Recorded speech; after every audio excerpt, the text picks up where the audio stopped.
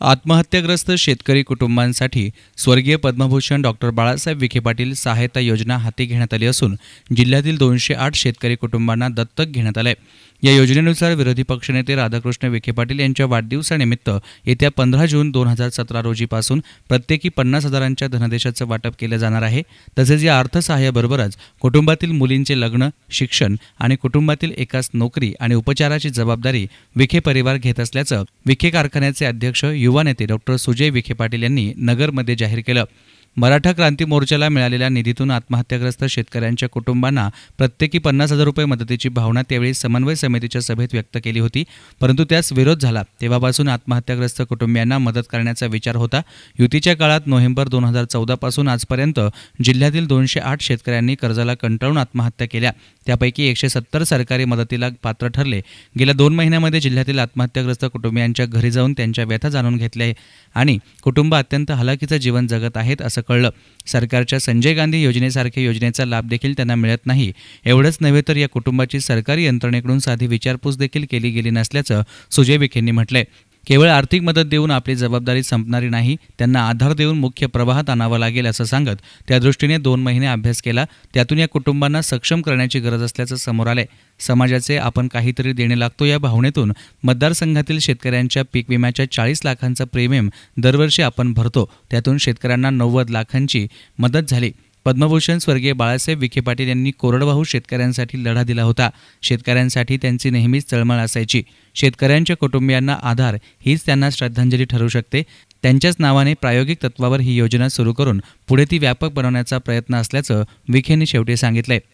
घातलं ज्या शेतकऱ्यांसाठी त्यांनी आंदोलन उभं केले, शेतकऱ्यांच्या हितासाठी ते सातत्याने लढत राहिले, तर या 15 तारखेला आम्ही असा निर्णय घेतला की त्यांच्या नावाला शोभेल अशी योजना आम्ही त्या ठिकाणी घेतली। एक श्रद्धांजली म्हणून या योजनेकडे आम्ही पाहतो आणि त्यांना श्रद्धांजली द्यायची म्हणजे हे सगळे 208 कुटुंब आम्ही या ठिकाणी कार्यक्रमाला बोलवणार आहोत आणि या कार्यक्रमामध्ये बोलून जे काही आत्महत्याग्रस्त शेतकऱ्यांचे फर्स्ट ब्लड रिलेटिव्स आहेत, उदाहरणार्थ त्यांचे आई वडील असतील, त्यांचे मुलं असतील आणि त्यांच्या पत्नी असतील, या सगळ्यांना मग त्यामध्ये काही त्यांचे मुलं असतील, मुली असतील, त्यांच्या शैक्षणिक जबाबदारी ग्रॅज्युएशनपर्यंत हे आमचं कुटुंब घेणार आहे। त्यानंतर आमच्या ज्या महिला भगिनी त्या घरात असतील, ज्यांचं लग्नाचं वय झालं असेल, समजा आत्महत्याग्रस्त शेतकरी जो आहे त्याची एखादी मुलगी असेल जी लग्नाची असेल पण आर्थिक परिस्थिती नसल्यामुळे त्यांचं लग्न होऊ शकत नाही, अशा सगळ्या महिला भगिनींच्या लग्नाची जबाबदारी देखील आमचं कुटुंब घेत आहे। आणि या कुटुंबामध्ये एक उदरनिर्वाह म्हणून किंवा एक आर्थिक त्या कुटुंबामध्ये शैक्षणिक पात्रतेनुसार प्रत्येक कुटुंबी एक नोकरीचं आश्वासन आम्ही त्या ठिकाणी देत आहोत आणि या कुटुंबामध्ये मग जे अन्य सुविधा आम्ही देणार आहोत, मग मोफत आरोग्य सेवा आजीवन आम्ही या कुटुंबाला द्यायचा निर्णय घेतलेला आहे। त्यानंतर शासकीय योजनेचे जे लाभ त्यांना मिळालेले नाही ते लाभ देण्याचा निर्णय आम्ही घेतलेला आहे। यांचा अपघाती विमा उतरवण्याचा निर्णय आम्ही घेतलेला आहे।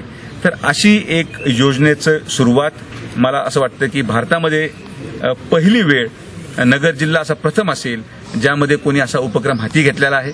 आणि हा उपक्रम घेत असताना हे जे काही शेतकऱ्यांची आज परिस्थिती आहे, शेतीमालाला भाव नाही, आज शेतकरी रस्त्यावर यायची वेळ शेतकऱ्यांवर आलेली आहे, तर हा उपक्रम घेऊन आम्ही किमान थोडाफार आपलं एक आधार देण्याचं काम हे शेतकऱ्या कुटुंबियांना करत आहोत। आंदोलनामध्ये आम्ही आहोतच, शेतकऱ्यांची कर्जमाफी झाली पाहिजे या निर्णयाशी आम्ही सहमत आहोत, यासाठी आम्ही लढा सातत्याने देत राहणार आहोत। पण या पलीकडे जाऊन एक सामाजिक दृष्टिकोन ठेवत हे सगळे कुटुंब दत्तक घेऊन यांचा उदरनिर्वाह आपण केला पाहिजे, जेणे की आज या कुटुंबामध्ये पुन्हा त्यांच्या मुलांवरती आत्महत्या करायची परिस्थिती येऊ नये म्हणून ह्या सगळ्या गोष्टीचा विचार करत अभ्यास करत आम्ही हा योजनेचा घोषणा करायचा निर्णय घेतला। आज या पद्धतीने महाराष्ट्रामध्ये जी काही आपण परिस्थिती पाहत आहात, एवढ्या मोठ्या प्रमाणात शेतकऱ्यांनी आंदोलन पुकारलेलं आहे।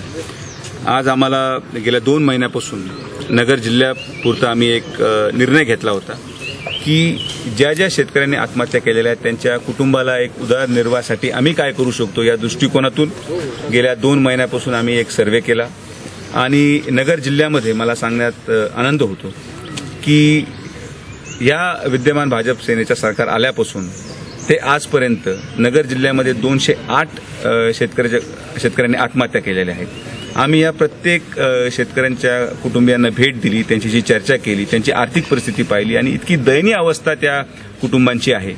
आणि म्हणून माननीय नामदार राधाकृष्ण विखे पाटील साहेब यांच्या नेतृत्वाखाली आम्ही हा कौटुंबिक निर्णय घेतला की येणाऱ्या 15 तारखेला आम्ही हे जे 208 आत्महत्याग्रस्त शेतकऱ्यांचे कुटुंब आहेत हे आम्ही दत्तक घेणार आहोत. याला योजनेला आम्ही एक नाव दिलेलं आहे. या योजनेचं नाव पद्मभूषण खासदार बाळासाहेब विखे पाटील आत्महत्याग्रस्त शेतकरी कुटुंब सहाय्य योजना असे असेल. नेमकी काय आहेत योजनेची वैशिष्ट्ये आपण पाहूयात. कुटुंबांना प्रत्येकी 50,000ची आर्थिक मदत, याचबरोबर मुलामुलींना पदवीपर्यंतचं शिक्षण या योजनेद्वारे देण्यात येणार आहे. मुलींच्या लग्नाचा सर्व खर्चही या योजनेतून दिला जाईल. कुटुंबातील एकाला शैक्षणिक पात्रतेनुसार नोकरी, आत्महत्याग्रस्त शेतकऱ्यांच्या पत्नींना उपजीविकेचे साधन उपलब्ध करून देणार. कुटुंबातील व्यक्तींना आजीवन मोफत उपचार विखे फाउंडेशनच्या हॉस्पिटलमध्ये दिला जाणार आहे. तसेच मोफत विमा योजना देखील या योजनेद्वारे राबवण्यात येणार आहे.